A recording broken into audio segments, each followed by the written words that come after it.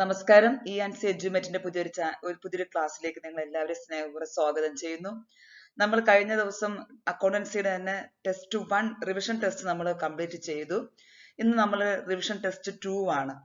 രണ്ടാമത്തത് ഇതിൽ പ്രധാനമായിട്ടും റിവിഷൻ ടെസ്റ്റിൽ നമ്മൾ ഈ റിവിഷൻ ടെസ്റ്റിൽ നമ്മൾ കോൺസെൻട്രേറ്റ് ചെയ്യുന്നത് depreciation, provision and reserve, bill of exchange, trial balance and rectification of errors എന്നീ പ്രധാനപ്പെട്ട ചാപ്റ്റേഴ്സ് ആണ്. ഓക്കെ, അപ്പൊ ഈ ചാപ്റ്റേഴ്സ് നമുക്ക് പ്രതീക്ഷിക്കാവുന്ന ക്വസ്റ്റ്യൻസ് ഏതൊക്കെയാണ്, അതെങ്ങനെ നമുക്ക് കംപ്ലീറ്റ് ആക്കാൻ പറ്റും, എങ്ങനെ അതിന്റെ ആൻസർ കണ്ടുപിടിക്കാൻ പറ്റും. ഇതിൽ നമുക്ക് ഡിപ്രീസിയേഷനും ബിൽ ഓഫ് എക്സ്ചേഞ്ചും നമ്മുടെ ഫോക്കസ് ഏരിയയിൽ ഇല്ല. എങ്കിൽ പോലും നിങ്ങൾ ഓർമ്മിക്കുക, നമുക്ക് 60-ന് 60 മാർക്ക് വാങ്ങണമെങ്കിലും നമുക്ക് ആ ടെക്സ്റ്റ് മൊത്തം പഠിച്ചേ പറ്റത്തുള്ളൂ. കാരണം നോൺ ഫോക്കസ്ഡ് ഏരിയ, ഫോക്കസ് ഏരിയയിൽ അല്ലാത്ത ഏരിയ ഇതിൽ നിന്നും നമുക്ക് ക്വസ്റ്റ്യൻസ് വരാറുണ്ട്. അതുകൊണ്ട് തന്നെ ഇത് നിങ്ങൾ ശ്രദ്ധിക്കുക.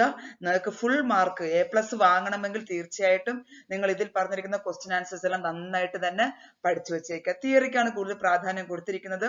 അതുകൊണ്ട് തന്നെ നിങ്ങൾക്ക് ഈസി ആയിട്ട് മനസ്സിലാക്കാനായിട്ട് സാധിക്കും. ഓക്കെ, നമുക്ക് ക്വസ്റ്റ്യൻസിലോട്ട് പോകാം. ഓർമ്മിക്കുക, ഇതിൽ നമ്മൾ കൂടുതലായിട്ട് ഡിസ്കസ് ചെയ്യുന്നത് depreciation, bill of exchange, trial balance and rectification of errors എന്ന ചാപ്റ്റേഴ്സ് ആണ്. ഓരോന്നിന്റെയും ക്വസ്റ്റ്യൻസ് എങ്ങനെയാണ്, അതിന്റെ മാർക്കുകൾ, അതിന്റെ ആൻസർ കീയും മാർക്കും റൈറ്റ് സൈഡ് തന്നിട്ടുണ്ട്. ഓക്കെ, ശ്രദ്ധിച്ചാൽ മതി. ഒന്നാമത്തെ question, credit balance in the bank passbook represents. ഒരു ബാങ്ക് പാസ്ബുക്കിൽ ക്രെഡിറ്റ് ബാലൻസ് വരണമെങ്കിൽ, ക്രെഡിറ്റ് സൈഡ് എഴുതണമെങ്കിൽ അത് ഏതൊക്കെയാണ് റെക്കോർഡ് ചെയ്യുമ്പോഴാണ്? ഒന്നാമത്തേത് ബാങ്ക് ഓവർ ഡ്രാഫ്റ്റ്, രണ്ടാമത്തേത് ബാങ്ക് ഡെപ്പോസിറ്റ്സ്, മൂന്നാമത്തേത് ബാങ്ക് ചാർജസ്, നാലാമത്തേത് ബാങ്ക് ഇൻട്രസ്റ്റ്. ഇതിൽ ഏത് റെക്കോർഡ് ചെയ്യുമ്പോഴാണ് ക്രെഡിറ്റ് ബാലൻസ് വരുന്നത്? നിങ്ങൾ ഓർമ്മിക്കുക, നമ്മുടെ ക്യാഷ് ബുക്കിന്റെ ഡെബിറ്റ് ബാലൻസ് ആയിരിക്കും പാസ്ബുക്കിന്റെ ക്രെഡിറ്റ് ബാലൻസ്. അപ്പൊ ഇത് നമ്മൾ ബാങ്കിൽ ഡെപ്പോസിറ്റ് ചെയ്യുമ്പോൾ എന്തായിരിക്കും? അപ്പൊ ബാങ്കിന് ക്രെഡിറ്റ് ചെയ്യപ്പെടുന്നത് ഏതാണ്? Okay, correct answer bank deposit ആണ്. ഓക്കെ, ബാങ്കിന് അത് റെസീറ്റ് ആണ്. So they are crediting. Okay, നമ്മുടെ അക്കൗണ്ടിൽ ക്രെഡിറ്റ് ചെയ്യുന്നു. അപ്പൊ ബാങ്ക് ഡെപ്പോസിറ്റ് ആണ് കറക്റ്റ് ആൻസർ. ദെൻ ബാക്കി 3 തന്നെ ഡെബിറ്റ് ബാലൻസ് ആണ്. ഓക്കെ, ഇവയെല്ലാം നമ്മൾ അക്കൗണ്ടിൽ നിന്ന് ഡെബിറ്റഡ് ആകുന്നു. ഇവയെല്ലാം നമ്മുടെ അക്കൗണ്ടിലോട്ട് പൈസ കൊടുക്കേണ്ടതാണ്. ഓക്കെ, മനസ്സിലാക്കുക. ബാക്കി 3 ഡെബിറ്റ് ബാലൻസ് ആണ്. Then identify the error causing a disagreement in trial balance. Trial ബാലൻസിൽ ഡിസഗ്രിമെന്റ് വരുന്ന എറർ ഏതാണെന്ന് കണ്ടുപിടിക്കുക. നമുക്കറിയാം ട്രയൽ ബാലൻസിൽ ഡിസഗ്രിമെന്റ് വരുന്നത് അവിടെ നമുക്ക് പ്രധാനമായിട്ടും 1 സൈഡഡ് എററും 2 സൈഡഡ് എററും വരുന്നുണ്ട്. അതിൽ 2 സൈഡഡ് എറർ നമ്മുടെ ട്രയൽ ബാലൻസിനെ കണ്ടുപിടിക്കാൻ സാധിക്കത്തില്ല. 2 സൈഡഡ് എറർസ് എന്ന് വെച്ചാൽ പ്രധാനമായിട്ടും ഫുൾ ഒമിഷൻ അല്ലെങ്കിൽ കംപ്ലീറ്റ് ഒമിഷൻ നമുക്ക് വരത്തില്ല. ദെൻ കോമ്പൻസേറ്റിംഗ് എറർ വരത്തില്ല. ഇതൊക്കെ നമുക്ക് ട്രയൽ ബാലൻസിൽ കണ്ടുപിടിക്കാൻ സാധിക്കത്തില്ല.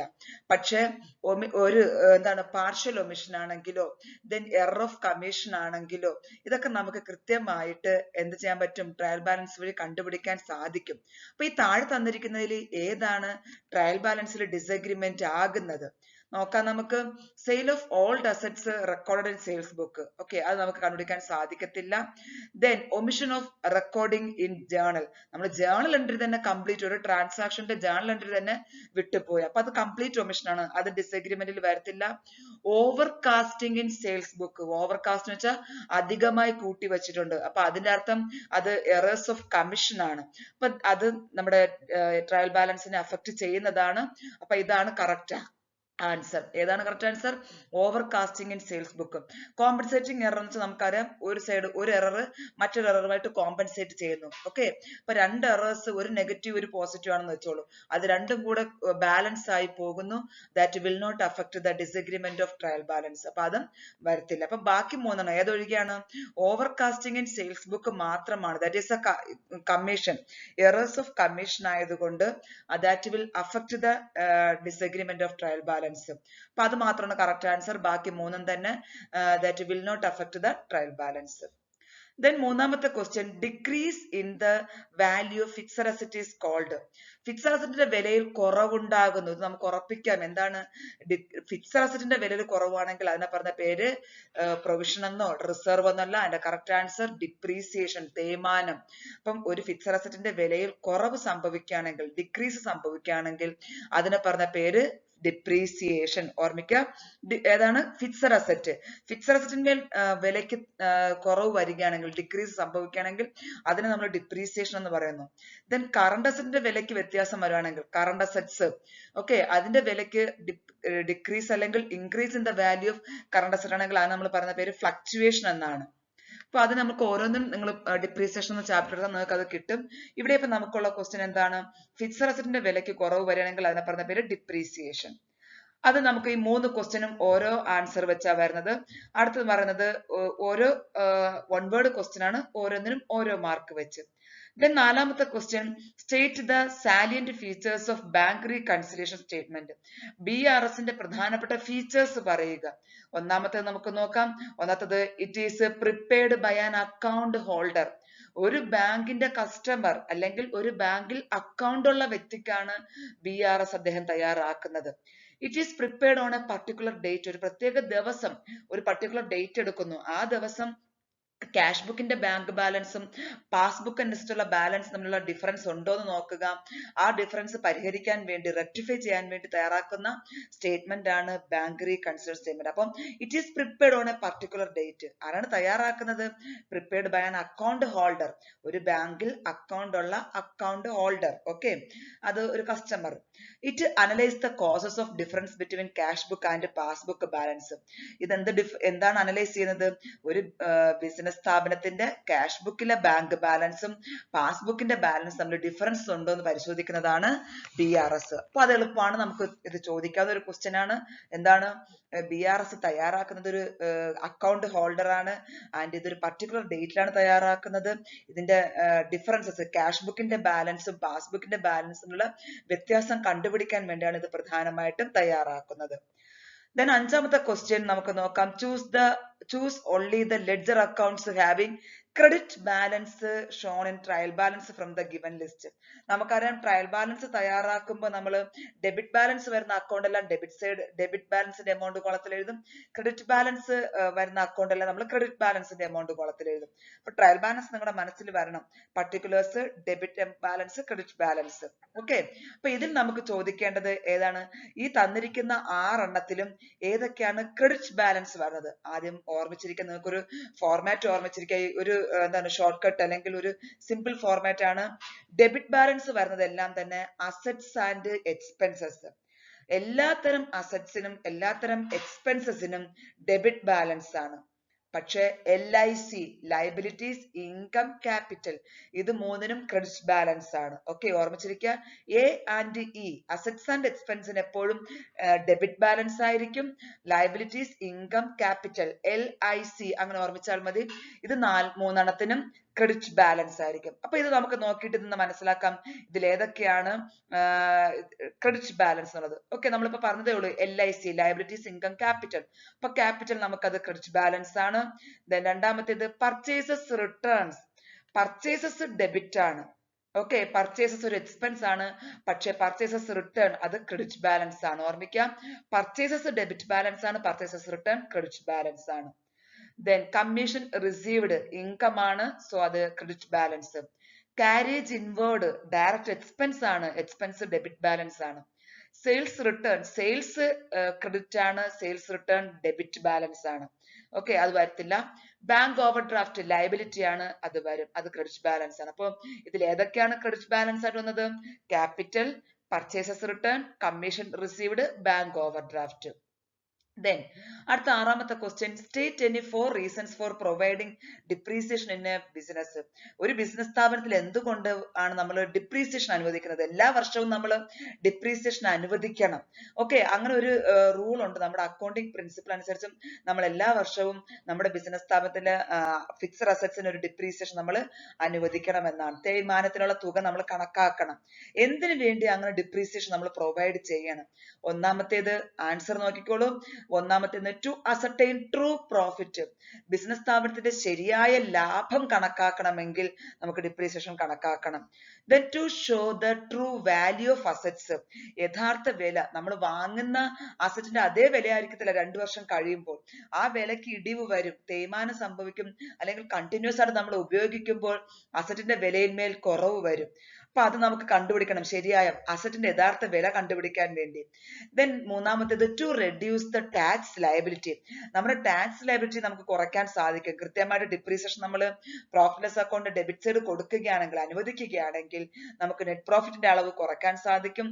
നെറ്റ് പ്രോഫിറ്റിന്റെ അളവ് കുറച്ചു കഴിഞ്ഞാൽ അതനുസരിച്ച് കൊടുക്കുന്ന ടാക്സിന്റെ അളവ് നമുക്ക് കുറയ്ക്കാനായിട്ട് സാധിക്കും. Okay, these are the main importance of providing അല്ലെങ്കിൽ നീഡ് ഫോർ പ്രൊവൈഡിങ് ഡിപ്രീസിയേഷൻ. ഒന്നാമത്തേത് ടു അസർട്ടൈൻ ട്രൂ പ്രോഫിറ്റ്, രണ്ടാമത്തേത് to show the true value of assets, മൂന്നാമത്തേത് ടു റെഡ്യൂസ് ടാക്സ് ലയബിലിറ്റി.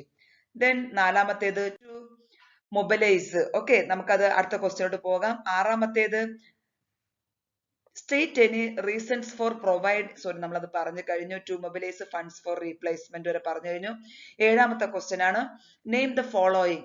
താഴെ പറയുന്ന ടേം നിങ്ങൾക്ക് വായിക്കുമ്പോൾ അല്ലെങ്കിൽ ആ ഒരു സെന്റൻസ് വായിക്കുമ്പോൾ അത് ഉദ്ദേശിക്കുന്നത് ഏതാണെന്ന് പറയുക. കൃത്യമായിട്ട് ഇങ്ങനെ ഒരു ക്വസ്റ്റ്യൻ ഉണ്ടാകും. 3 extra days added to calculate the due date of bill. Due date of bill, നമ്മളൊരു ബില്ല് എഴുതി കൊടുക്കും. നമ്മുടെ കയ്യിൽ നിന്ന് ആരെങ്കിലും സാധനം കടം വാങ്ങിച്ചു കഴിഞ്ഞാൽ അദ്ദേഹത്തിന്റെ കയ്യിൽ നമ്മൾ ബില്ല് അക്സെപ്റ്റ് ചെയ്ത് വാങ്ങിക്കും.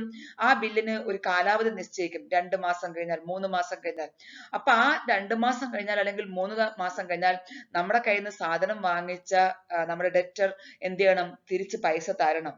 അപ്പൊ ആ ഡ്യൂ ഡേറ്റ് കാൽക്കുലേറ്റ് ചെയ്യുമ്പോൾ ആ ഡ്യൂ ഡേറ്റിന്റെ കൂടെ നമ്മൾ 3 എക്സ്ട്രാ ഡേയ്സ് ആഡ് ചെയ്യുന്നു.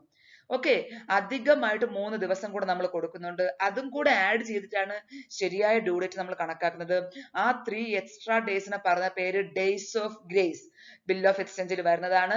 നമുക്ക് നമ്മുടെ കയ്യിൽ നിന്ന് സാധനങ്ങൾ കടമായിട്ട് വാങ്ങിച്ചതിന് ശേഷം ബില്ല് തരും. ആ ബില്ല് പൂർത്തിയാകുന്ന കാലാവധി ആകുന്ന ദിവസം എന്താണെന്ന് നോക്കും. ആ ദിവസത്തിന്റെ കൂടെ 3 ദിവസം കൂടെ ആഡ് ചെയ്യുന്നു. ആ 3 ദിവസം കഴിഞ്ഞുള്ള ദിവസമാണ് അവർ പൈസ നമുക്ക് തന്നിരിക്കണം എന്നാണ്. ആ ആഡ് ചെയ്യപ്പെടുന്ന 3 എക്സ്ട്രാ ഡേയ്സിനെ പറഞ്ഞ പേര് ഡേയ്സ് ഓഫ് ഗ്രേസ്. ദെൻ അടുത്തത് bill before acceptance of drawing. Drawee എന്ന് പറഞ്ഞാൽ നമ്മുടെ കയ്യിൽ നിന്ന് സാധനം വാങ്ങുന്നു, പകരം അദ്ദേഹം ഒരു ബില്ല് എഴുതി അക്സെപ്റ്റ് ചെയ്യുന്നുണ്ട്. അപ്പൊ നമ്മളൊരു ബില്ല് എഴുതി കൊടുക്കും, അത് അദ്ദേഹം അക്സെപ്റ്റ് ചെയ്യണം. ഇപ്പൊ ഞാനൊരു സാധനം എ എന്ന് പറഞ്ഞ വ്യക്തി ബിക്ക് സാധനം കടമായിട്ട് വിറ്റു. ഇപ്പൊ എ ബില്ല് എഴുതി ബിക്ക് കൊടുത്തു. ബി ഇതിൽ പറഞ്ഞ കാര്യങ്ങളെല്ലാം ശരിയാണ് എന്ന് എഴുതി അക്സെപ്റ്റ് ചെയ്ത് താഴെ ഒപ്പിടണം. ഒപ്പിട്ട് തിരികെ തന്നാൽ മാത്രമേ അതെന്തായി മാറത്തുള്ളൂ, ബില്ലായി മാറുകയുള്ളൂ. അദ്ദേഹം അക്സെപ്റ്റ് ചെയ്യുന്നതിന് മുമ്പ് ബില്ലിനെ പറഞ്ഞ പേര് വെറും ഒരു ഡ്രാഫ്റ്റ് മാത്രമാണ്. എപ്പോഴാണ് ഈ ഡ്രാഫ്റ്റ് ബില്ലായി മാറുക, ഡ്രോയി ബിൽ അക്സെപ്റ്റ് ചെയ്യുമ്പോൾ മാത്രമേ അതൊരു ബിൽ ഓഫ് എക്സ്ചേഞ്ച് ആയി മാറുകയുള്ളൂ. Then next question, list out any. അടുത്തത് നോക്കുക, നമുക്ക് 8 to 12 വരെയുള്ളത് ഏതെങ്കിലും 2 ക്വസ്റ്റ്യൻ അറ്റൻഡ് ചെയ്താൽ മതി, 3 മാർക്ക് വീതമാണ്. അപ്പൊ ആദ്യം എട്ടാമത്തെ question, list out any 3 cases which causes disagreement in the trial balance of cash book and passbook. Okay, ഇതിൽ പറഞ്ഞിരിക്കുന്നതിൽ ഏതെങ്കിലും 4 കാരണങ്ങൾ കണ്ടെത്തുക. Disagreement of trial balance, trial ബാലൻസിൽ വ്യത്യാസം വരുന്നതിന് കാരണമാകുന്ന ഏതൊക്കെയാണ് നമുക്ക് നോക്കിയോളൂ. ഓക്കെ, നോക്കിയോളൂ. Disagreement in the balance of the cash book and passbook. So ഞാൻ ട്രയൽ ബാലൻസ് പറഞ്ഞത് ക്യാഷ് ബുക്കിന്റെയും പാസ്ബുക്കിന്റെയും വ്യത്യാസം കണക്കാക്കുന്ന, അല്ലെങ്കിൽ നമുക്ക് എന്തുകൊണ്ട് നമ്മൾ BRS തയ്യാറാക്കുന്നു, BRS തയ്യാറാക്കുന്നതിന്റെ യഥാർത്ഥ കാരണങ്ങൾ എന്തൊക്കെയാണ്. ഓക്കെ, അതാണ് ഇവിടെ പറഞ്ഞത്. ഏതൊക്കെയാണ്? ഒന്നാമത്തത് cheque issued but not presented for payment. Cheque കൊടുത്തു, ചെക്ക് കൊടുക്കുമ്പോഴേ നമ്മൾ പേയ്മെന്റ് സൈഡിൽ എഴുതി കഴിഞ്ഞു. പക്ഷെ ആ ചെക്ക് ബാങ്കിൽ കൊണ്ടുപോയി പേയ്മെന്റ് നടത്തിയാൽ മാത്രമേ പാസ്ബുക്കിൽ അത് രേഖപ്പെടുത്തുകയുള്ളൂ. അത് കൊണ്ടുപോയി ചെക്ക് ഇഷ്യൂ ചെയ്ത ചെക്ക് ബാങ്കിൽ കൊണ്ടുപോയി പേയ്മെന്റ് നടത്തിയില്ലെങ്കിൽ അവിടെ ക്യാഷ് ബുക്കും പാസ്ബുക്കും തമ്മിൽ വ്യത്യാസം കാണും. Then check deposited but not collected. Check നമ്മൾ ഡെപ്പോസിറ്റ് ചെയ്തു, അപ്പൊ തന്നെ നമ്മൾ ക്യാഷ് ബുക്കിൽ റെക്കോർഡ് ചെയ്തു, പക്ഷെ ബാങ്കുകാർ അത് കളക്ട് ചെയ്തിട്ടില്ല. കളക്ട് ചെയ്താൽ മാത്രമേ പാസ്ബുക്കിൽ അവർ റെക്കോർഡ് ചെയ്യുകയുള്ളൂ. അവർ റെക്കോർഡ് ചെയ്യത്തിടത്തോളം കാലം ക്യാഷ് ബുക്കും പാസ്ബുക്കും തമ്മിൽ വ്യത്യാസം ഉണ്ടാകും. Then check or bills dishonored. നമ്മൾ ചെക്ക് കൊടുത്തു കളക്ഷന് വേണ്ടി, അല്ലെങ്കിൽ ബില്ല് കളക്ഷന് വേണ്ടി കൊടുത്തു, അത് പക്ഷെ ഡിസോണേഡ് ആയി പോയി. അങ്ങനെ വരുമ്പോൾ പാസ്ബുക്കിലെ ബാലൻസ് നമുക്ക് കുറഞ്ഞു വരും. അവിടെ നമുക്ക് ക്യാഷ് ബുക്കും പാസ്ബുക്കും തമ്മിൽ ഡിസഗ്രിമെന്റ് വരും. Then ഏതെങ്കിലും കസ്റ്റമർ അല്ലെങ്കിൽ ഡെറ്റർ, നമുക്ക് പൈസ തരേണ്ട വ്യക്തി നേരെ ബാങ്കിൽ പൈസ അടയ്ക്കും. അങ്ങനെ പാസ്ബുക്കിന്റെ ബാലൻസ് കൂടുന്നു, നമ്മൾ അറിയില്ല എങ്കിൽ, നമ്മൾ അറിഞ്ഞത് ക്യാഷ് ബുക്കിൽ റെക്കോർഡ് ചെയ്തിട്ടില്ല എങ്കിൽ ക്യാഷ് ബുക്കും പാസ്ബുക്കും തമ്മിൽ വ്യത്യാസം വരും. അപ്പൊ ഇവിടെ നിങ്ങൾ ഉറപ്പായിട്ട് നമുക്കൊരു ക്വസ്റ്റ്യൻ പ്രതീക്ഷിക്കാം. ബാങ്ക് റീകൺസിഡറേഷൻ സ്റ്റേറ്റ്മെന്റിൽ നിന്ന് കോസസ് ഓഫ് ഡിഫറൻസ് അത് പഠിച്ചു വെച്ചേക്കാം. 3 മാർക്കിനോ 8 മാർക്കിനോ വരെ ചോദിക്കാവുന്ന ക്വസ്റ്റ്യൻ ആണ്. ഒരു 7 or 8 കോസസ് അവിടെ ഉണ്ട്. So must study causes of difference. Then ഒമ്പതാമത്തെ question write short note on the following. താഴെ പറയുന്നതിനെ കുറിച്ച് എഴുതുക. നമ്മളിത് trial balance and rectification of errors എന്ന ചാപ്റ്ററിലാണ് ഇത് വരുന്നത്. എന്താണ് suspense account? Suspense account is an account to which the difference in the trial balance is temporarily placed. നമുക്കിപ്പോൾ നമ്മുടെ ട്രയൽ ബാലൻസ് എത്ര ശ്രമിച്ചിട്ട് ശരിയാക്കാൻ പറ്റുന്നില്ല. ഡെബിറ്റ് സൈഡും ക്രെഡിറ്റ് സൈഡ് ബാലൻസ് നമ്മൾ കൂട്ടി നോക്കിയപ്പോൾ അവ തമ്മിൽ ഈക്വൽ ആവുന്നില്ല എങ്കിൽ തൽക്കാലം നമുക്ക് നമ്മൾ എറേഴ്സ് കണ്ടുപിടിക്കാൻ സാധിക്കുന്നില്ല എങ്കിൽ തൽക്കാലം നമുക്ക് അവയെ തമ്മിൽ ഈക്വൽ ആക്കാൻ, ഡെബിറ്റ് ബാലൻസും ക്രെഡിറ്റ് സൈഡ് ബാലൻസും ഈക്വൽ ആക്കാൻ trial balance total, okay, trial balance എന്ന് വെച്ചാൽ ഡെബിറ്റ് ബാലൻസും ക്രെഡിറ്റ് സൈഡ് ബാലൻസും ഈക്വൽ ആവണം. പക്ഷെ നമുക്ക് ഈക്വൽ ആക്കാൻ സാധിക്കുന്നില്ല എങ്കിൽ അവിടെ നമുക്ക് തൽക്കാലത്തേക്ക് ടെമ്പററി ആയിട്ട് നമുക്ക് ഈക്വൽ ആക്കാൻ നമ്മൾ ഏത് അക്കൗണ്ട് ക്രിയേറ്റ് ചെയ്യുന്നു? സസ്പെൻസ് അക്കൗണ്ട് ക്രിയേറ്റ് ചെയ്യുന്നു. Then next one, one sided errors. One sided എന്ന് വെച്ചാൽ എന്താണ്? ട്രയൽ ബാലൻസിനെ അഫക്ട് ചെയ്യുന്ന എറേഴ്സ്. ട്രയൽ ബാലൻസിനെ അഫക്ട് ചെയ്യുന്ന എറേഴ്സ് നമുക്കറിയാം. ട്രയൽ ബാലൻസ് തയ്യാറാക്കി കഴിയുമ്പോൾ ഏതെങ്കിലും ഒരു വശം കൂടുകയോ കുറഞ്ഞോ അടക്കുകയോ ചെയ്യുന്നു. അപ്പൊ നമുക്കത് കൃത്യമായിട്ട് മനസ്സിലാക്കാൻ സാധിക്കും. ഓക്കെ, അത് ഏതൊക്കെ എറേഴ്സ് ആണ് one side errors? One side errors, disagreement of trial balance is mainly due to errors of partial omission or due to errors of commission. അപ്പൊ എറേഴ്സ് ഓഫ് കമ്മീഷൻ റോങ് ആയിട്ട് നമ്മൾ ടോട്ടൽ ചെയ്യുന്നു, wrong ആയിട്ട് balance ചെയ്യുന്നു, wrong സൈഡിൽ എഴുതുന്നു, അല്ലെങ്കിൽ excess ആയിട്ട് കൂട്ടുന്നു, over casting, under casting. Then partial omission, ഏതെങ്കിലും ഒരു ജേർണൽ എൻട്രിയുടെ ഒരു അക്കൗണ്ടിൽ റെക്കോർഡ് ചെയ്യുന്ന മറ്റേ അക്കൗണ്ട് നമ്മൾ വിട്ടു പോകുന്നു. അങ്ങനെ പാർഷ്യൽ ഒമിഷനും എറേഴ്സ് ഓഫ് കമ്മീഷൻ തന്നെ ഏതാണ്? വൺ സൈഡ് എറേഴ്സ് ആണ്. നെക്സ്റ്റ് വൺ കിടക്കുന്നത് കോമ്പൻസേറ്റിംഗ് എറേഴ്സ്. ഏതാണ്? നമുക്ക് പ്രധാനമായിട്ടും 4 തരം എറേഴ്സ് ഉണ്ട്. errors of omission, compensating errors, errors of commission and errors of principle. ഇത് 4 errors പഠിച്ചു വെച്ചേക്കുക. ഒന്നാമത്തത് errors of omission, രണ്ടാമത്തത് errors of commission, മൂന്നാമത്തത് compensating errors, നാലാമത്തത് errors of principle. ഇതിൽ എന്താണ് compensating errors? Compensating errors are those errors which compensate each other when 2 or more errors are committed in such way that the net effect of those errors on the debit and credit of accounts is nil. ഒരു side error മറ്റൊരു സൈഡുമായിട്ട് compensate ചെയ്ത് പോവാണ്, balance ചെയ്ത് പോവുകയാണെങ്കിൽ നമുക്ക് ഇതിനെ പറയുന്ന പേരാണ് കോമ്പൻസേറ്റിംഗ് എറേഴ്സ് എന്ന് പറയുന്നത്. The one error those which compensating each other. Then next question പറയുന്നത് 10th question നോക്കുക. Explain the most important factors determining the amount of depreciation. തേയ്മാനം കണ്ടുപിടിക്കാൻ വേണ്ടി പ്രധാനമായിട്ട് ഉപയോഗിക്കുന്ന കാര്യങ്ങൾ ഏതൊക്കെയാണ്? ഫാക്ടേഴ്സ്, ഘടകങ്ങൾ ഏതൊക്കെയാണ്? ഒന്നാമത്തത് cost of asset. Cost of asset എടുക്കുമ്പോൾ ഓർമ്മിക്കാം, അത് വെറും പർച്ചേസ് പ്രൈസ് മാത്രമല്ല, നമുക്കതിൽ installation charges, erection charges, carriages ഒക്കെ ഉണ്ടാകുന്നുണ്ടെങ്കിൽ അതെല്ലാം തന്നെ ഈ കോസ്റ്റ് ഓഫ് അസറ്റിന്റെ കൂടെ ആഡ് ചെയ്യണം. ഓക്കെ, അപ്പൊ cost of asset means purchase price plus purchase price, വാങ്ങിയ വില പ്ലസ് ദെൻ ഇറക്ഷൻ ചാർജസ് അല്ലെങ്കിൽ ഇൻസ്റ്റലേഷൻ ചാർജസ്, ദെൻ കാരേജസ്, അതെല്ലാം കൂടെ ചേർന്നതാണ് cost of asset. Then scrap value. എന്താണ് സ്ക്രാപ്പ് വാല്യൂ? നമ്മൾ യൂസ്ഫുൾ ലൈഫിന് ശേഷം ആ അസറ്റ് നമ്മൾ വിൽക്കുമ്പോൾ നമുക്ക് കിട്ടുന്ന ഒരു തുകയാണ് സ്ക്രാപ്പ് വാല്യൂ, ആക്രി എന്ന് പറയും. Then economic life of asset അല്ലെങ്കിൽ യൂസ്ഫുൾ ലൈഫ്, എത്ര വർഷം നമുക്ക് ഇതിനെ മാക്സിമം പ്രയോജനപ്പെടുത്താൻ പറ്റും ഈ അസറ്റ്. ഇത് 3 എണ്ണവുമാണ് പ്രധാനമായിട്ടും ഡിപ്രീസിയേഷൻ കണക്കാക്കാൻ വേണ്ടി നമുക്ക് വേണ്ട പ്രധാനപ്പെട്ട ഫാക്ടേഴ്സ്. ഒന്നാമത്തത് കോസ്റ്റ് ഓഫ് അസറ്റ്, രണ്ടാമത്തത് സ്ക്രാപ്പ് വാല്യൂ, മൂന്നാമത്തേത് എക്കണോമിക് ലൈഫ് ഓഫ് അസറ്റ് അല്ലെങ്കിൽ useful life of asset. Then നമുക്ക് അടുത്ത ക്വസ്റ്റ്യൻ വരുന്നത് 11ാമത്തേത് ഡിപ്രീസിയേഷൻ റിലേറ്റഡ് ആണ്.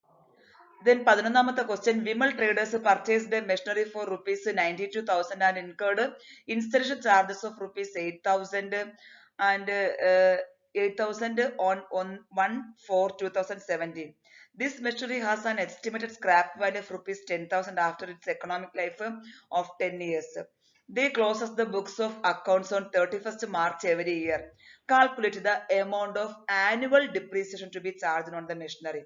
നമ്മൾ തൊട്ട് മുമ്പുള്ള ക്വസ്റ്റ്യനിൽ പറഞ്ഞതേ ഉള്ളൂ, ഒരു അസറ്റിന്റെ ഡിപ്രീസിയേഷൻ കണക്കാക്കണമെങ്കിൽ നമുക്ക് കോസ്റ്റ് ഓഫ് അസറ്റ് വേണം, സ്ക്രാപ്പ് വാല്യൂ വേണം, ദെൻ യൂസ്ഫുൾ ലൈഫ് അല്ലെങ്കിൽ എക്കണോമിക് ലൈഫ് നമുക്ക് വേണം. ഇത് 3ഉം ഇവിടെ ഉണ്ട്. നമുക്കറിയാം കോസ്റ്റ് ഓഫ് അസറ്റ് എത്രയാണ്? 92,000 പ്ലസ് 8,000. കോസ്റ്റ് ഓഫ് അസറ്റ് ഞാൻ പറഞ്ഞിരുന്നു, purchase price plus installation charge അല്ലെങ്കിൽ erection charges. And estimated scrap value 10,000. then അതിന്റെ യൂസ്ഫുൾ ലൈഫ് 10 years. അപ്പൊ എന്താണ് ഇതിന്റെ ഫോർമുല പഠിച്ചു വയ്ക്കുക. ഡിപ്രീസിയേഷൻ കണക്കാക്കുന്ന ഫോർമുല എഴുതി വെച്ച് തന്നെ പഠിക്കണം. Cost of asset minus scrap value divided by life of asset. Cost of asset നമുക്ക് 92,000 പ്ലസ് 8,000. അപ്പൊ ടോട്ടൽ നമുക്ക് 1 lakh ആണ് കോസ്റ്റ് ഓഫ് അസറ്റ്. അതിൽ നമ്മൾ സ്ക്രാപ്പ് വാല്യൂ കുറയ്ക്കുന്നു 10,000. അപ്പൊ 1 lakh 10,000 കുറച്ചെന്നാൽ 90,000 90,000 ഡിവൈഡഡ് ബൈ 10 10 വർഷം. അപ്പൊ അത് divide 90,000 divide by 10,000 is equal to 9,000. അപ്പൊ നമുക്ക് ഓരോ വർഷം നമ്മൾ കണക്കാക്കേണ്ട ഡിപ്രീസിയേഷൻ 9,000 9,000 ആണ്. അപ്പൊ ആ ഡിപ്രീസിയേഷന്റെ ഇത് ഫോർമുല പഠിച്ചു വെച്ചേക്കുക. Cost of asset minus scrap value divided by life of asset. Then next one, 12ാമത്തെ question, distinguish between bill of exchange and promissory note. നമുക്ക് നോക്കാം. ബിൽ ഓഫ് എക്സ്ചേഞ്ചിൽ വരുന്ന ഒരു ക്വസ്റ്റ്യൻ ആണ്. ഇതിൽ എന്തൊക്കെയാണ് bill of exchange promissory note തമ്മിലുള്ള വ്യത്യാസം? അപ്പൊ നിങ്ങൾക്കത് നിങ്ങളുടെ കയ്യിൽ നോട്ട് ഇല്ലെങ്കിൽ നിങ്ങൾ എഴുതിയെടുക്കുക. നമുക്കിത് 3 മാർക്കിനുള്ള ക്വസ്റ്റ്യൻ ആണ്. അപ്പൊ ഏതെങ്കിലും 3 ഡിഫറൻസ് പറഞ്ഞാൽ മതി. ആദ്യം നമുക്ക് നോക്കാം. ബിൽ ഓഫ് എക്സ്ചേഞ്ചിൽ നമ്പർ ഓഫ് പാർട്ടീസ്. ഒരു ബിൽ ഓഫ് എക്സ്ചേഞ്ച് പ്രകാരം പ്രധാനമായിട്ടും 3 പാർട്ടീസ് വരുന്നുണ്ട്. എഴുതി വെക്കുക. 3 പാർട്ടീസ് ഓഫ് എ ബിൽ. ഒരു drawer, drawee and payee. Drawer bill എഴുതുന്ന വ്യക്തി, ഡ്രോയി അക്സെപ്റ്റ് ചെയ്യുന്ന വ്യക്തി, then ആർക്കാണോ പൈസ കൊടുക്കുന്നത് അത് പേയി എന്ന് നമ്മൾ പറയുന്നു. Then in the case of promissory note, only 2 parties are there, the maker and payee. അപ്പൊ ഒന്നാമത്തെ ഡിഫറൻസ് നമ്മൾ പറഞ്ഞു. ഒന്നാമത്തത് number of parties. Bill of എക്സ്ചേഞ്ചിൽ 3 parties are there. One is a drawer, drawee and payee. But in the case of promissory note, only 2 parties are there. One maker who is making the promissory note and payee ആർക്കാണോ പൈസ കൊടുക്കുന്നത് payee. Then അതിൽ ആരാണ് drawer? Bill of exchange വെച്ചാൽ it is drawn by the creditor. ഇപ്പൊ bill of exchange പ്രകാരം drawer എന്ന് വെച്ചാൽ ക്രെഡിറ്റർ, സാധനം വിറ്റ ആളാണ് ഇത് എഴുതുന്നത്. ഓക്കെ, ഡ്രോയർ ആണ് creditor. Creditor is the drawer. But in the case of promissory note, debtor is the drawer. Debtor ആണ് ഇത് എഴുതുന്നത്. ഓക്കെ, പ്രോമിസറി നോട്ട് തയ്യാറാക്കുന്നത് ഡെറ്റർ ആണ്. കാരണം അദ്ദേഹം പ്രോമിസ് ചെയ്യാണ്, ഞാൻ ഈ പൈസ തരാമെന്ന് പ്രോമിസ് ചെയ്തെടുക്കുന്നതാണ് പ്രോമിസറി നോട്ട്. ഇപ്പൊ ഓർമ്മിക്കുക. രണ്ടാമത്തേത്, in the case of bill of exchange creditor is the drawer. In the case of promissory note debtor is the drawer. Then acceptance. Acceptance വെച്ചാൽ bill of exchange it needs acceptance by the drawee. നമ്മുടെ bill of exchange പ്രകാരം drawer എഴുതുന്ന bill drawee accept ചെയ്യണം, എങ്കിലേ അതൊരു bill of exchange ആയി മാറത്തുള്ളൂ. Drawee accept ചെയ്തില്ല എങ്കിൽ, നമ്മൾ നേരത്തെ പറഞ്ഞു ഡ്രോയി ഒരു ബില്ല് അക്സെപ്റ്റ് ചെയ്തില്ല എങ്കിൽ അതിനെ പറഞ്ഞ പേര് ഡ്രാഫ്റ്റ് എന്ന് പറയും. അപ്പൊ ബിൽ ഓഫ് എക്സ്ചേഞ്ച് ആകണമെങ്കിൽ drawee must be accepted the bill. But in the case of promissory note, it does not require any acceptance. Promissory note പ്രകാരം ക്രെഡിറ്റർ അക്സെപ്റ്റ് ചെയ്യണമെന്ന് നിർബന്ധം ഇല്ല. ഓക്കെ, ദെൻ അതിന് നമുക്ക് അതിന്റെ ബാക്കി ഡിഫറൻസ് നിങ്ങൾക്ക് ടെക്സ്റ്റ് നോക്കിയാൽ കിട്ടും. വേറെ സമയം കളയുന്നില്ല കേട്ടോ. ഏതെങ്കിലും നിങ്ങൾക്ക് 3 എഴുതാൻ പറഞ്ഞാൽ അത് 3 എഴുതിയാൽ മതി. Next one, give 2 examples of each of the following types of errors. താഴെ പറയുന്ന എറേഴ്സ് ഞാൻ പറഞ്ഞു പ്രധാനപ്പെട്ട 4 തരം എറേഴ്സ് ഉണ്ട്. ഒന്നാമത്തത് errors of omission, errors of commission, errors of principle and compensating error. ഇത് നമുക്ക് എറേഴ്സ് ഓഫ് പ്രിൻസിപ്പിൾ. എന്താണ് എറേഴ്സ് ഓഫ് പ്രിൻസിപ്പിൾ? അക്കൗണ്ടിങ് പ്രിൻസിപ്പിൾസിനെതിരായിട്ട് നമ്മുടെ എറേഴ്സ് വരുന്നുണ്ടെങ്കിൽ, നമ്മൾ തയ്യാറാക്കുമ്പോൾ നമ്മൾ റവന്യൂ എക്സ്പെൻഡിച്ചർ, ക്യാപിറ്റൽ എക്സ്പെൻഡിച്ചർ അത് നമ്മൾ കൃത്യമായിട്ട് മനസ്സിലാക്കിയിരിക്കണം. അതേപോലെ ഡെബിറ്റ്, നമ്മൾ ക്രെഡിറ്റ്, നമ്മൾ അസറ്റ് ഒക്കെ വാങ്ങുമ്പോൾ അതിന് നമ്മൾ പർച്ചേസ് എന്ന് കണക്കാക്കും. ഓക്കെ, ദെൻ വിൽപ്പന നടത്തുമ്പോൾ സെയിൽസ് എന്ന് കണക്കാക്കുന്നു. അസറ്റ്സ് ആണ്. അസറ്റ്സ് വിൽപ്പന നടത്തുമ്പോഴും പർച്ചേസ് ചെയ്യുമ്പോഴും അത് നമ്മൾ ഒരിക്കലും പർച്ചേസ് എന്ന അക്കൗണ്ടിൽ, സെയിൽസ് അക്കൗണ്ടിലല്ല നമ്മൾ ഡെബിറ്റ് ഓർ ക്രെഡിറ്റ് ചെയ്യേണ്ടത്. അത് നമ്മുടെ അക്കൗണ്ടിങ് പ്രിൻസിപ്പിളിന് എതിരാണ്. അപ്പൊ അവിടെ നമുക്ക് നോക്കേണ്ടത് റവന്യൂ എക്സ്പെൻഡിച്ചർ, ക്രെഡിറ്റ്, ക്യാപിറ്റൽ എക്സ്പെൻഡിച്ചറിനെ കുറിച്ച് നന്നായിട്ട് മനസ്സിലാക്കിയിരിക്കുക. അപ്പൊ അക്കൗണ്ടിങ് പ്രിൻസിപ്പിൾസിനെതിരായിട്ട് വരുന്ന എറേഴ്സ് ആണ് errors of principle. For example നമുക്ക് ഇവിടെ തന്നിട്ടുണ്ട് errors of principle. Credit purchase of assets recorded in purchase book. ഞാൻ പറഞ്ഞതേ ഉള്ളൂ, നമ്മൾ അസറ്റ് വാങ്ങിച്ചു കടമായിട്ട്, പക്ഷെ അത് പർച്ചേസസ് ബുക്കിലാണ് റെക്കോർഡ് ചെയ്തിരിക്കുന്നത്. അസറ്റ് വാങ്ങുക എന്നുള്ളത് അതൊരു ക്യാപിറ്റൽ എക്സ്പെൻഡിച്ചർ ആണ്. അപ്പൊ അതൊരിക്കലും പർച്ചേസ് ബുക്കിൽ വരത്തില്ല. അത് നമുക്ക് ക്രെഡിറ്റ് പർച്ചേസ് ആണെങ്കിൽ അത് ജേർണൽ പ്രോപ്പറിലാണ് നമ്മൾ റെക്കോർഡ് ചെയ്യേണ്ടത്. Then wages paid for erection of machinery. നേരത്തെ പറഞ്ഞു erection charges of fixed asset എല്ലാം തന്നെ നമ്മൾ അതാത് ഫിക്സഡ് അസറ്റിനാണ് ഡെബിറ്റ് ചെയ്യേണ്ടത്. അല്ലാതെ വേജസ് ആണെന്ന് കാണുമ്പോൾ വേജസ് അക്കൗണ്ടിൽ അല്ല ഡെബിറ്റ് ചെയ്യേണ്ടത്. അപ്പൊ അതൊരു റവന്യൂ എക്സ്പെൻഡിച്ചർ ആയി മാറും വേജസ് ആയിട്ട് കണക്കാക്കണമെങ്കിൽ. പക്ഷെ അത് ചെയ്യേണ്ടത് എവിടെയാണ്? മെഷീനറി അക്കൗണ്ടിലാണ് നമ്മൾ ഡെബിറ്റ് ചെയ്യേണ്ടത്, വേജസ് അക്കൗണ്ടിലല്ല ഡെബിറ്റ് ചെയ്യേണ്ടത്. അതുകൊണ്ടാണ് നമ്മൾ കോസ്റ്റ് ഓഫ് അസറ്റ് എടുക്കുമ്പോൾ ആ purchase price plus erection charges ഒക്കെ നമ്മൾ ആഡ് ചെയ്യുന്നത്. Okay, these are the main 2 examples പഠിച്ചു വെച്ചേക്കാം. എറേഴ്സ് ഓഫ് കമ്മീഷൻ നമുക്കറിയാം, ഒരു ക്ലറിക്കൽ എറേഴ്സ് ആണ്. നമുക്ക് അറിയാതെ പറ്റിപ്പോകുന്നതെല്ലാം തന്നെ എറേഴ്സ് ഓഫ് കമ്മീഷൻ ആണ്. ഒന്നാമത്തത് posting wrong side of an account, then wrong totalling or wrong balance, തെറ്റായിട്ട് നമ്മൾ കൂട്ടുന്നു. 250 എടുക്കേണ്ടതിന് പകരം 520 എടുത്തു പോകുന്നു. ദെൻ 250 നമ്മൾ 2 തവണ കൂട്ടുന്നു. ഇതെല്ലാം തന്നെ എറേഴ്സ് ഓഫ് കമ്മീഷന് എക്സാമ്പിൾസ് ആണ്. അടുത്തത് 14ാമത്തെ question, pass necessary journal entries in the books of mister Rajan in the following bill transaction. ഏറ്റവും ഒരു സിമ്പിൾ ക്വസ്റ്റ്യൻ ആണ്. നമുക്ക് ബിൽ ഓഫ് എക്സ്ചേഞ്ച് ചിലപ്പോൾ നിങ്ങൾ പഠിച്ചിട്ടില്ലെങ്കിൽ ഇതിലൂടെയെങ്കിലും പഠിക്കുക. ബിൽ ഓഫ് എക്സ്ചേഞ്ച് നമുക്ക് ആദ്യം ആരുടെ ബുക്കിലാണ് എഴുതാൻ തയ്യാറാക്കുന്നത്? രാജന്റെ ബുക്കിൽ തയ്യാറാക്കാൻ. രാജൻ എന്ത് ചെയ്തിട്ടുണ്ട്? He sold goods for ₹40,000 to Suresh on credit. 45,000 രൂപയ്ക്ക് രാജൻ സാധനം വിറ്റു സുരേഷിന്. അപ്പൊ രാജനാണ് ബില്ല് എഴുതിയത്, സുരേഷ് അക്സെപ്റ്റ് ചെയ്തു. അപ്പൊ ആദ്യം നമുക്ക് സാധനം വിറ്റതിന്റെ ജേർണൽ എൻട്രി എഴുതാം. ജേർണൽ എൻട്രി എന്താണ്? Suresh account debtor to sales account. Okay, ആദ്യം നമ്മൾ സാധനം വിറ്റു, അതിന്റെ ജേർണൽ എൻട്രി സുരേഷിന് വിറ്റു, Suresh account debtor to sales account. Then he received acceptance from Suresh. സുരേഷിന്റെ ബില്ല് അക്സെപ്റ്റ് ചെയ്ത് കിട്ടി. ജേർണൽ എൻട്രി ഓർമ്മിക്കുന്ന എഴുതി വെക്കുക. Bills receivable account debtor to Suresh account. Bill കിട്ടിയപ്പോ bills receivable account debtor to creditors account, debtors account Suresh account. Then bill of ₹45,000 from Suresh duly honored on maturity. നമുക്ക് പൈസ തരേണ്ട ഡെറ്ററിന്റെ കയ്യിൽ നിന്ന്, സുരേഷിന്റെ കയ്യിൽ നിന്ന് കൃത്യസമയത്ത് നമുക്ക് പൈസ കിട്ടി. Journal entry cash account debtor to bills receivable account. അപ്പം സാധനം വിറ്റു, ബില്ല് കിട്ടി, ആ ബില്ലിന്റെ പൈസ കിട്ടി. Journal entry Suresh account debtor to sales account, then bills receivable account debtor to Suresh account, last cash account debtor to bills receivable account. Next question നമുക്ക് നോക്കാം. നെക്സ്റ്റ് നമുക്ക് BRS തയ്യാറാക്കുന്ന ഒരു ക്വസ്റ്റ്യൻ ആണ് തന്നിരിക്കുന്നത് balance as per cash book 2000 തന്നിട്ടുണ്ട്. അപ്പൊ തന്നിരിക്കുന്ന ബാലൻസ് ഏതാണ് നമ്മൾ നോക്കുക. ക്യാഷ് ബുക്ക് ബാലൻസ് ആണെങ്കിൽ പാസ്ബുക്കിനെ കൂട്ടുന്നത് നമുക്ക് കണ്ടുപിടിക്കേണ്ടത് ബാലൻസ് ആസ് പെർ പാസ്ബുക്ക് കണ്ടുപിടിക്കണം. അതുകൊണ്ട് തന്നെ പാസ്ബുക്കിന് ആഡ് ചെയ്യുന്നത് ഐറ്റംസ് നമ്മൾ ഇവിടെ ആഡ് ചെയ്യണം, പാസ്ബുക്കിന്റെ ബാലൻസ് കുറയ്ക്കുന്ന ഐറ്റംസ് നമ്മളിവിടെ ലെസ് ചെയ്യണം. അപ്പൊ അത് നമുക്ക് balance as per cash book നമ്മൾ 2000 എഴുതി. Then cheque deposited but not yet collected by the bank. Cheque deposit ചെയ്തെന്ന് വെച്ചാൽ ക്യാഷ് ബുക്ക് ബാലൻസ് ആണ് കൂടിയിരിക്കുന്നത്, പാസ്ബുക്ക് ബാലൻസ് കുറഞ്ഞിരിക്കുകയാണ്. അപ്പൊ ഇത് നമ്മൾ കുറയ്ക്കണം. ദെൻ രണ്ടാമത്തത് cheque issued to Rajesh not it been present to payment. Cheque issue ചെയ്തു, അപ്പൊ ക്യാഷ് ബുക്ക് ബാലൻസ് കുറഞ്ഞിരിക്കുകയാണ്. പക്ഷെ അത് ബാങ്കിൽ കൊടുത്ത് നമ്മൾ പേയ്മെന്റ് നടത്തിയിട്ടില്ല, അപ്പൊ പാസ്ബുക്ക് ബാലൻസ് അവിടെ കൂടിയിരിക്കുന്നു. അപ്പൊ നമ്മൾ ഇതിനെ ആഡ് ചെയ്യണം. പാസ്ബുക്ക് ബാലൻസ് നമ്മൾ കൂടിയിരിക്കുന്നതുകൊണ്ട് ഇത് നമ്മളിവിടെ ആഡ് ചെയ്യുക. ഞാൻ പറഞ്ഞു ക്യാഷ് ബുക്ക് ബാലൻസ് ആണ് തന്നിരിക്കുന്നത്, അതുകൊണ്ട് തന്നെ പാസ്ബുക്ക് ബാലൻസിനെ കൂട്ടുന്ന ഐറ്റംസ് നമ്മളിവിടെ ആഡ് ചെയ്യുന്നു. Then in bank charges debited in the passbook. നമ്മുടെ അക്കൗണ്ടിൽ നിന്ന് ബാങ്ക് ചാർജസ് അവർ ഡെബിറ്റ് ചെയ്തു, അപ്പോൾ പാസ്ബുക്ക് ബാലൻസ് കുറഞ്ഞിരിക്കുന്നു. അപ്പൊ നമ്മൾ ഇതിനെ കുറയ്ക്കണം.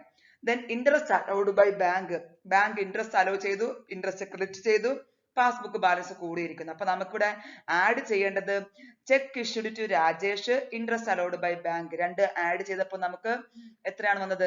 2000ന്റെ കൂടെ നമ്മൾ 3100 ആഡ് ചെയ്തപ്പോൾ 5100 വന്നു.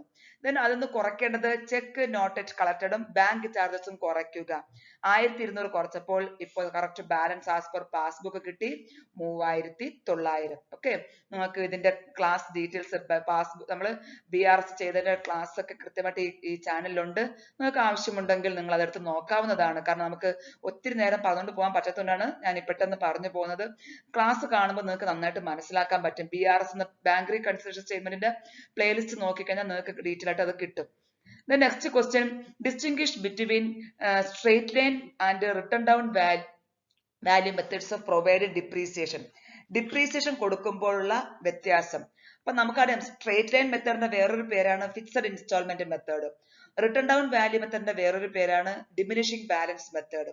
അപ്പൊ സ്ട്രേറ്റ് ലൈൻ മെത്തേഡും റിട്ടേൺ ഡൗൺ വാല്യൂ മെത്തേഡും തമ്മിലുള്ള വ്യത്യാസം എന്തൊക്കെയാണെന്ന് 2-3 വ്യത്യാസം നിങ്ങൾ കൃത്യമായിട്ട് ടെക്സ്റ്റിൽ ഉണ്ടാവും. എന്നാൽ ഞാൻ 1-2 പറയാം. നോക്കാം. ഫിക്സഡ് ഇൻസ്റ്റാൾമെന്റ് മെത്തേഡ് അല്ലെങ്കിൽ സ്ട്രേറ്റ് ലൈൻ മെത്തേഡ് പ്രകാരം the amount of depreciation is the same every year. എല്ലാ വർഷവും അനുവദിക്കുന്ന ഡിപ്രീസിയേഷൻ ഫിക്സഡ് ആയിരിക്കും, സെയിം ആയിരിക്കും. but the amount of depreciation goes on reducing year after year in the case of written down value method. Written down value method പ്രകാരം ഓരോ വർഷം കഴിയുന്തോറും നൽകുന്ന അനുവദിക്കുന്ന ഡിപ്രീസിയേഷന്റെ തുക കുറഞ്ഞു കുറഞ്ഞ് വരുന്നു. Then അടുത്ത രണ്ടാമത്തെ വ്യത്യാസം, depreciation is calculated on original cost of the asset. Straight line method പ്രകാരം ഡിപ്രീസിയേഷൻ കണക്കാക്കുന്നത് അതിന്റെ ഒറിജിനൽ കോസ്റ്റ് ഓഫ് അസറ്റിൽ നിന്നാണ് നമ്മൾ കണക്കാക്കുന്നത്. റിട്ടേൺ ഡൗൺ വാല്യൂ മെത്തേഡ് പ്രകാരം നമ്മൾ അത് തയ്യാറാക്കുന്നത് റെഡ്യൂസിങ് ബാലൻസ്. ഓരോ വർഷം കഴിയുന്തോറും ബാലൻസ് അതിന്റെ അസറ്റിന്റെ വില കുറഞ്ഞു കുറഞ്ഞു വരുന്നു. ആ റെഡ്യൂസിങ് ബാലൻസിന്റെ അനുസരിച്ചാണ് നമ്മൾ ഡിപ്രീസിയേഷൻ കണക്കാക്കുന്നത്. പക്ഷേ സ്ട്രേറ്റ് ലൈൻ മെത്തേഡ് പ്രകാരം ഡിപ്രീസിയേഷൻ നമ്മൾ original cost of the asset ആണ് നമ്മൾ എടുക്കുന്നത്. The value of asset can be written down zero. നമുക്ക് ഇതിന്റെ അവസാനം ഒന്നുകിൽ സീറോ ആക്കാൻ പറ്റും, അല്ലെങ്കിൽ സ്ക്രാപ്പ് വാല്യൂ ആക്കാനായിട്ട് സാധിക്കും. പക്ഷേ എവിടെയാണ് നമ്മുടെ റിട്ടേൺ ഡൗൺ വാല്യൂ മെത്തേഡ് പ്രകാരം ഒരിക്കൽ പോലും നമുക്ക് ഇതിന്റെ അസറ്റിന്റെ വാല്യൂ ഓഫ് അസറ്റ് ഒരിക്കലും സീറോ ആക്കാൻ പറ്റില്ല. ഓക്കെ, then next നാലാമത്തേത്, the total charge on profit and loss account for depreciation and repairs will be lesser in initial years but goes on increasing to later years.